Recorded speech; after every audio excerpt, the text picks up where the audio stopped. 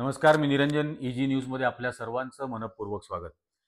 महाराष्ट्र सरकारचा अर्थसंकल्प सादर झालेला आहे आणि नरेंद्र मोदी हा नॉन बायोलॉजिकल प्राणी ज्या अजित पवारांबद्दल असं म्हटला होता की अजित पवारांनी महाराष्ट्रात 70,000 कोटी रुपयाचा सिंचन घोटाळा केला आणि तुरुंगात टाकू, त्यांना 5व्या दिवशी त्याच अजित पवारांच्या हातात हे बोलल्याच्या 5 दिवसानंतर नरेंद्र मोदींनी महाराष्ट्राच्या तिजोरीच्या चाव्या दिल्या, अर्थमंत्री बनवलं आणि आता निवडणुका झाल्यानंतरचा हा पहिला अर्थसंकल्प देवेंद्र फडणवीस मुख्यमंत्री असताना अजित पवारांनी काल सादर केला.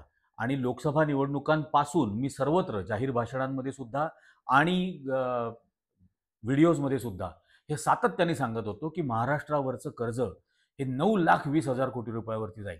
आता हा जो 7,20,000 कोटी रुपयाचा अर्थसंकल्प अजित पवारांनी सादर केला, त्या अर्थसंकल्पात अजित पवारांनी असं म्हटलं की महाराष्ट्रावरचं कर्ज हे 9,30,000 कोटी रुपये होत आहे. आणि हे आत्ता म्हणजे वर्षाअखेरपर्यंत हे किती वाढेल याचा काही अंदाज नाहीये. 9,30,000 कोटी रुपये इतकं महाराष्ट्रावरचं कर्ज आहे आणि हे अतिशय गंभीरपणाने घेण्याची गोष्ट आहे. याचं कारण असं की 2014 साली हा देवेंद्र फडणवीस जेव्हा महाराष्ट्राचा मुख्यमंत्री झाला त्यावेळेला महाराष्ट्रावरचं कर्ज होतं 2,62,000 कोटी. 2,62,000 कोटी रुपये कर्ज होतं. ते आज झालेले 9,30,000 कोटी रुपये, म्हणजे 6,70,000 कोटी रुपयाचं कर्ज गेल्या 10 वर्षामध्ये वाढलंय. आणि याची ना सत्ताधाऱ्यांना, ना भाजपला, ना एकनाथ शिंदेला, ना अजित पवारला, कोणालाच याची शरम नाही, लाज नाहीये, अशी परिस्थिती झालेली आहे. आणि ही गंभीर अवस्था आहे, लक्षात घ्या. आणि 9,30,000 कोटी रुपयाचं कर्ज ही अत्यंत गंभीर गोष्ट आहे. आणि कशी ती मी सांगतो तुम्हाला. 9,30,000 कोटी रुपयावरती समजा 8% व्याज असेल, अगदी असं गृहीत धरूया, तरी 74,000 कोटी रुपये वर्षाचं व्याज निघतं. 74,000 कोटी रुपयाला जर तुम्ही भागलं 360 दिवसांनी, 365 दिवसांनी, तर दिवसाचं कर्ज हे 203 कोटी रुपये होतं, दिवसाचं कर्ज. आणि 203 कोटीला तुम्ही परत 24ने जर भागलात, तर 24 तासांनी जर भागायला गेलात, तर तासाचं कर्ज हे 8-9 कोटी रुपयापर्यंत होतं, 1 तासाचं कर्ज. आणि हे दर तासाला 8-9 कोटी रुपये हे तुमच्या माझ्या खिशातून जात आहेत, फक्त व्याजापोटी. मुद्दल फेडण्याची काहीही सरकारकडे उपाययोजना नाही, हे लक्षात घ्या. आणि कसं ते सांगतो, कारण याच्या पुढे त्यांनी असं म्हटलंय की अर्थसंकल्पातली तूट ही 45,891 कोटी रुपयाची आहे. म्हणजे तूट म्हणजे सरकारचं असलेलं उत्पन्न आणि सरकार करत असलेला खर्च याच्यातली तफावत ही 45,000 कोटी रुपयाची आहे. 45,891 कोटी. सरकार उत्पन्नापेक्षा दर वर्षाला 45,891 कोटी रुपये जास्त खर्च करताय. आणि ही एवढी अर्थसंकल्पातली तूट आहे. हे भयंकर आहे. याचाच अर्थ मुद्दल फेडण्यासाठी सरकारकडे काहीही नाही, मुद्दलीसाठी काही नाही, फक्त व्याज भरण्याची काहीतरी तरतूद करतील. आणि हे मुद्दल तशीच उरावरती राहणार आपल्या नागरिकांच्या सर्वत्र. आता या 9,00,000 कोटी रुपयाला, 9,30,000 कोटी रुपयाला या महाराष्ट्राच्या लोकसंख्येने जरी भागलं तरी प्रत्येकावरती किती कर्ज आहे? प्रत्येकावर लाख रुपये कर्ज आहे जवळजवळ. राज्य सरकारचं, केंद्राचं वेगळं. केंद्राचं कर्ज तर 225 लाख कोटी रुपयापर्यंत गेलेलं आहे.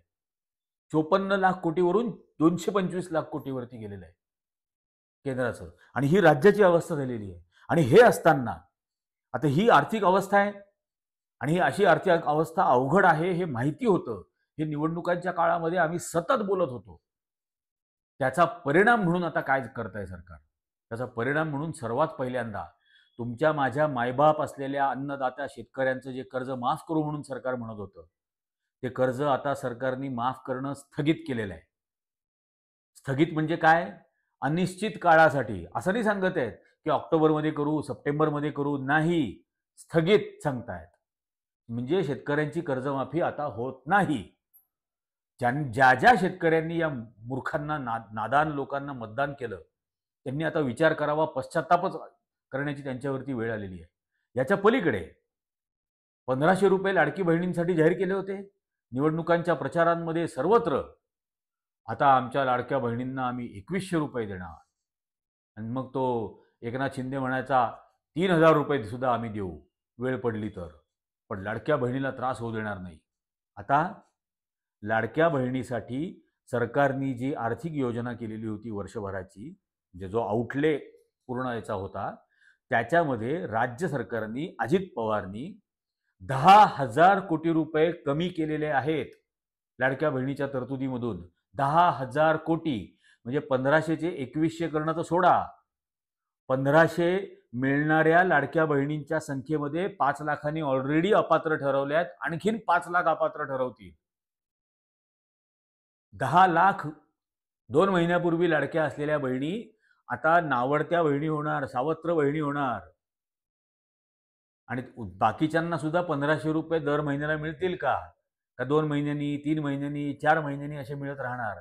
याची काहीही शाश्वती नाही.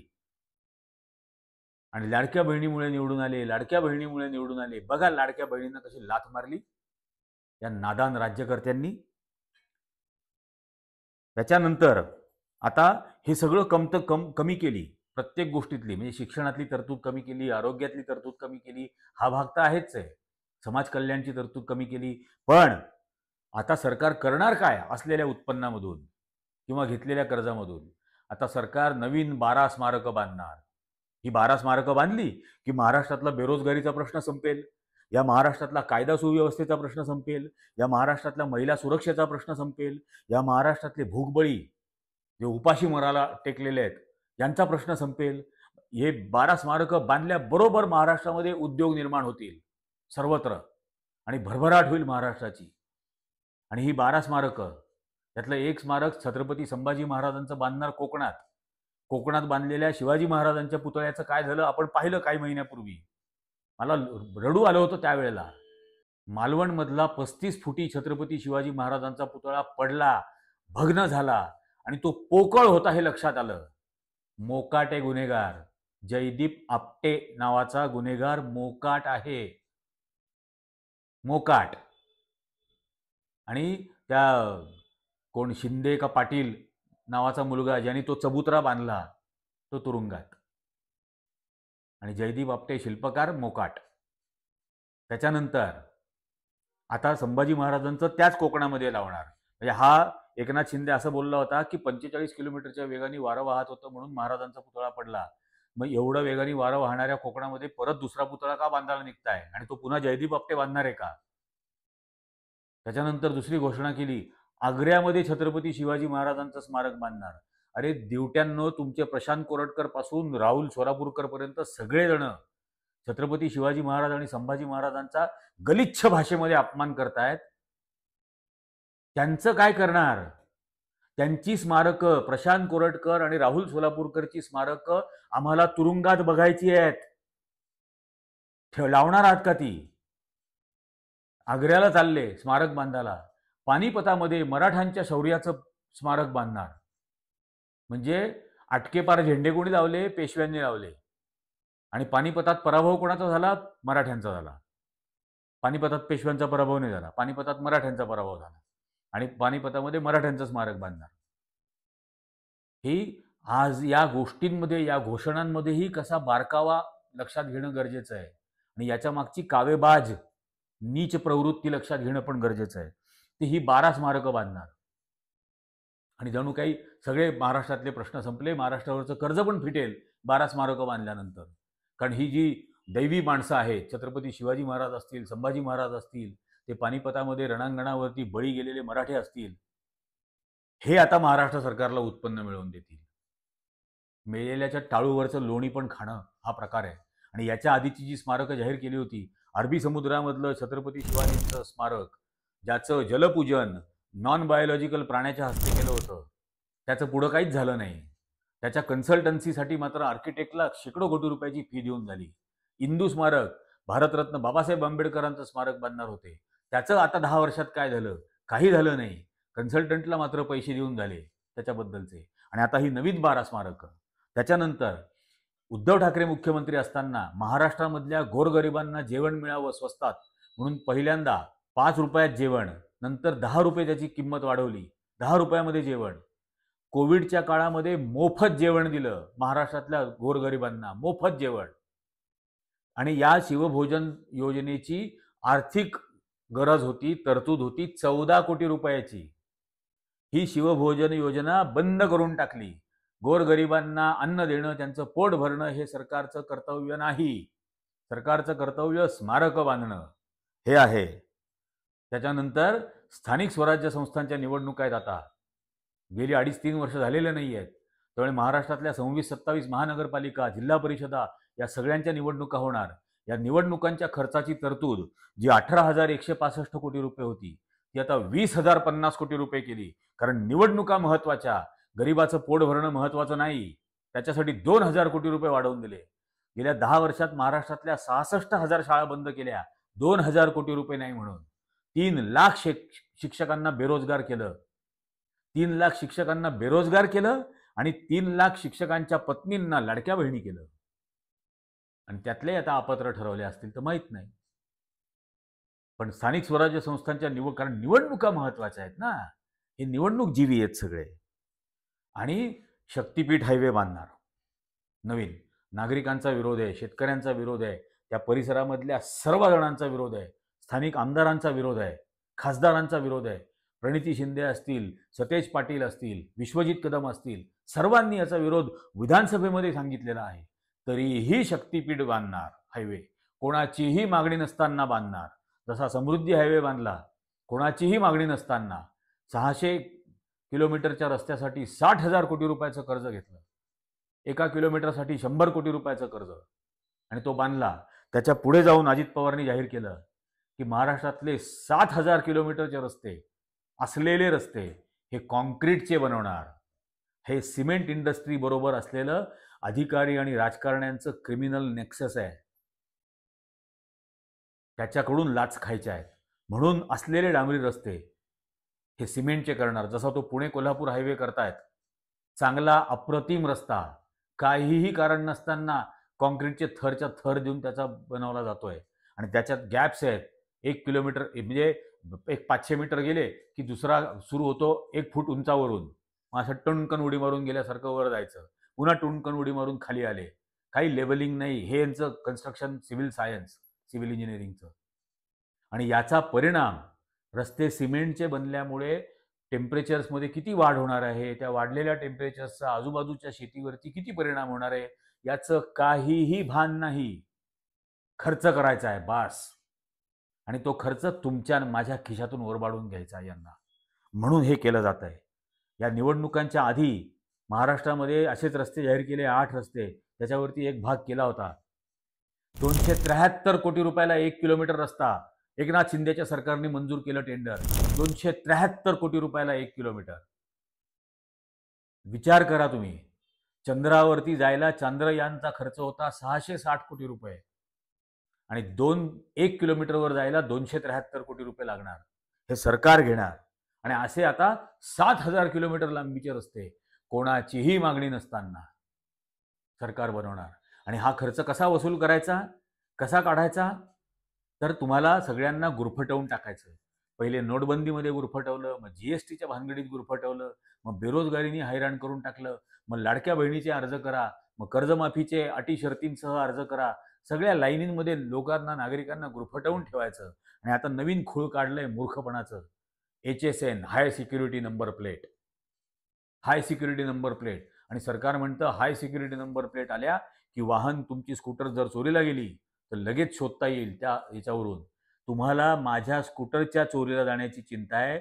नालायक नादान राजकारण्यांनो, तुम्ही 2 पक्ष चोरले 40-40 आमदारांचे. त्या आमदारांच्या ढोंगणावर HSN नंबर प्लेट का नाही लावल्या? ते चोरीला जात आहेत हे कळलं असतं, त्यांना थांबवता आलं असतं. खुशाल 2 राजकीय पक्ष फोडले. त्यांच्या चोरीची तुम्हाला चिंता वाटली नाही. इथं आमच्या आणि त्या चोरीचा खर्च या नंबर प्लेटच्या नावाखाली आमच्याकडून काढणार. माझं सर्व दर्शकांना विनंती आहे आणि त्या निमित्ताने अख्ख्या महाराष्ट्राला माझी हात जोडून विनंती आहे की ही HSN नंबर प्लेट लावायला नकार द्या. नकार द्या. महात्मा गांधींच्या सविनय कायदेभंग, असहकार चळवळीतला पुनर्जन्म देण्याची वेळ आलेली आहे. नाही बदलणार. महाराष्ट्रातले 12 कोटी लोकांनी जर म्हटलं नाहीच बदलणार, मी पण नाही बदलणार माझी नंबर प्लेट, काय करतील बघून घेऊ. तुरुंगात टाकतील, तुरुंगात टाकतील. फासावर दिलं तर फासावर जाऊ. पण ही कुठली दरोडेखोरी आहे? काहीही गरज नसताना, कोणाचीही मागणी नसताना चोऱ्या होतात. आणि चोऱ्या होतात तर या देवेंद्र फडणवीसच्या गृह खात्याला जाब विचारला पाहिजे. झोपा काढता का तुम्ही? महाराष्ट्रामध्ये एवढे खून घडतायत, महाराष्ट्रात एवढे बलात्कार घडतायत, तुमचे पोलीस झोपतात का? लागते कशी झोप तुम्हाला? आणि या नंबर प्लेटच्या नवीन खोळ काढलं, लोकांना सांगणार त्याच्या लाईनमध्ये उभे राहा. त्याच्यानंतर ही प्रॉपर्टीसाठीची जी सप्लिमेंटरी डॉक्युमेंट फी असते, सप्लिमेंटरी डॉक्युमेंट म्हणजे तुमचं असलेलं घर कोणाला तरी भाड्याने द्यायचं आहे किंवा तुम्हाला कुठेतरी भाड्याने घर घ्यायचं आहे, लीजवर द्यायचं आहे समजा कुठे, तर त्याची जी स्टॅम्प ड्युटी होती 100 रुपयाची ती आता 500 रुपये करून टाकली. सगळ्या सामान्य नागरिकांकडून पैसे काढणार. त्याच्यानंतर ॲड्ज्युडिकेशन फी जी होती, ही जी कागदपत्रं आहेत ही बऱ्याच वेळेला आपल्याला नोटरी करायला लागतात, रजिस्टर करायला लागतात. ती ॲड्ज्युडिकेशन फी 100 रुपयावरून आता 1000 रुपये करून टाकली आहे, 10 पट. हा सगळा पैसा तुमच्या आणि माझ्याच खिशातून ओरबडला जातोय, हे लक्षात घेतलं पाहिजे. आणि हे असं सगळं करून हे 70,000 कोटी 7 लाख कोटी रुपयाचा अर्थसंकल्प आणला. कालच्या आधीच्या भागामध्ये पण आम्ही बोललो होतो की त्या नॉन बायोलॉजिकल प्राण्यांनी भाषण करताना असं सांगितलं की 42 लाख कोटी रुपये या देशातल्या नागरिकांना वेगवेगळ्या स्कीम्सचे बेनिफिट म्हणून डायरेक्ट कॅश ट्रान्सफर करून दिले. 42 लाख कोटी रुपये. महाराष्ट्राचा अर्थसंकल्प आहे अख्खा वर्षभराचा 7 लाख कोटी रुपयाचा. आणि महाराष्ट्राच्या अर्थसंकल्पाच्या 6 पट रक्कम लोकांना वाटली म्हणून हा सांगतो. धादांत खोटं, धादांत खोटं. याच्यामध्ये 100% काहीतरी फ्रॉड आणि आहे, ते शोधूच आम्ही येणाऱ्या काळात. पण हे असं 7 लाख कोटी रुपयाचा अर्थसंकल्प, 9 लाख कोटी रुपयाचं कर्ज असलेला हा आपल्या उराड्यावर आलेला आहे. या माझी कळकळीची विनंती आहे, या संपूर्णपणे असहकार आंदोलनामध्ये, चळवळीमध्ये आणि या सविनय कायदेभंगामध्ये सहभागी व्हा. वाटेल ती किंमत चुकवू. 13 कोटी लोकांना काही हे तुरुंगात टाकणार नाही. एवढे तुरुंगच नाहीत महाराष्ट्रात. 13 कोटी लोक करतील काय? जर नकारच दिला की आम्ही नाहीच भरणार, हे असल्या नंबर प्लेट वगैरे फासाठीचे पैसे. संपूर्ण असहकार चळवळ चालवण्याची गरज आहे आत्ता काळाची. याच्यामध्ये कृपा करून सहभाग घ्या. आजच्या या इजी न्यूजच्या भागामध्ये इतकंच. पण हे इजी न्यूजचे व्हिडिओ जास्तीत जास्त लोकांपर्यंत पोहोचवा. जास्तीत जास्त जणांना याची लिंक करा. तुम्ही सर्वजण जास्तीत जास्त जण याला लाईक करा. नुसतं व्हिडिओ बघून सोडू नका. मी तुमच्या माझ्या कॉमन असलेल्या समस्येबद्दल आणि प्रश्नाबद्दल बोलतोय. जो मला प्रश्न आहे तोच तुम्हाला सुद्धा प्रश्न आहे. कृपा करून यात सहभागी घ्या. तरच हे आपल्याला रोखणं, बेबंदशाही रोखणं शक्य होईल.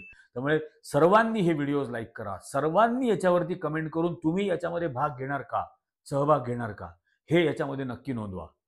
आणि हा व्हिडिओ जास्तीत जास्त लोकांपर्यंत पोहोचवा. अख्खा महाराष्ट्र जागा करायचा आहे आपल्याला. आजच्या इजी न्यूजच्या भागामध्ये इतकंच. धन्यवाद.